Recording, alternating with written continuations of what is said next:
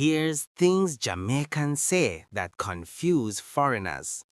These sound normal to locals, but outsiders are usually lost, shocked, or laughing halfway through. Soon come. Foreigners think it means right now. In reality, it could be 5 minutes or much later. Just now. Outsiders assume it means a moment ago.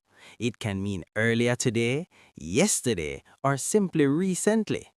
Midday, they expect a location. It actually means I'm good, I'm here, I'm alive. You're good. Foreigners start explaining their life problems. It just means, are you okay? Or everything all right? Wagwan. They prepare for drama. It's just, what's up?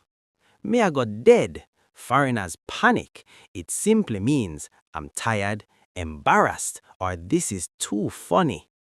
Picnic. They look around for a picnic. It means child. Olande. Foreigners freeze in place. It means wait a moment.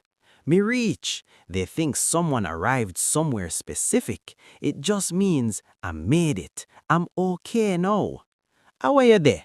Foreigners start giving addresses. It really means where are you right now? Take time.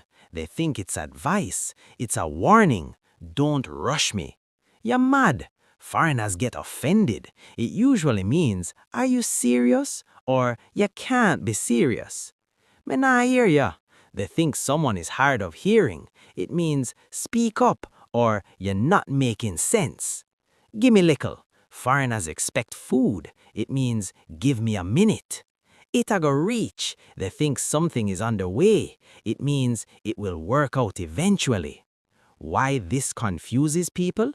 Jamaican speech is context-based, tone-driven, and emotion-heavy. The same phrase can mean different things depending on how and when it's said. That's why Jamaicans understand each other instantly, and foreigners are left blinking like, wait, what?